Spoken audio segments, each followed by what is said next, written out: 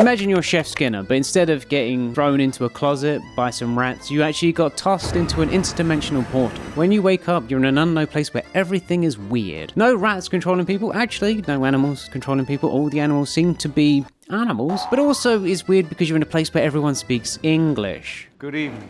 Good evening. After a while of trying to get back to your reality through some form of magic, you start trying to settle in. You decide that you want to get a job. So you write a resume. And for some reason, you decide to throw in Gusteau's name on your frozen food section in your resume, on top of, working in Gusteau's as a head chef. And one day you do get a call back. Something called Hawthorne. Sounds British. But walking down the street, you see that Chef Slowik is actually a preeminent chef in this world, this reality. So you take him up on the position. At worst, it's a reasonably good job, but at best, well, it could be more frozen foods for your frozen food empire. You go to the island and Chef puts you on dessert to sketch out a s'more design, and you go all out. And fortunately, the dessert distracts you from the cult-like vibes of this kitchen. And it's not uncommon for a kitchen to have a military kind of air to it, but this is pretty out there. And the other chefs, they do keep their distance from you. Whenever they ask about your past, you do ramble about a rat controlling a boy's hair, and now they won't even look you in the eye. But you know the drill. Once this night is over, you'll be fired. And this night happens. Everyone attending is hideously wealthy, so you know this is going to make a lot of money. And everything does go well. You love the taco prank, but then Jeremy's mess happens.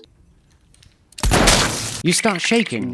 Why did that guy do that? Is this a show? Or is this the cult-like vibes that you were seeing? Is the rat behind this? Is the rat pulling the strings? Well, no one's wearing any hats. When one guy loses his ring finger, you realize you don't want to be involved in this. This is an actual crime. When Chef turns around to you and gestures you to come forward, and uneasily you do, he smiles a cruel and bitter smile, and you feel a chill in your core. He said, "Before we had a different plan for this evening, but I felt this was only appropriate. But this man here would be the main course. A man so evil, so cruel, he would sell out his legacy and virtue of his former employee for nothing more than money. But none of this should be a surprise to most of you. Then, in his delusion, would blame a rat. Well, we only see one rat here, and it is he. He is no giver, he is a taker. So I present you all the main course, Ratatouille."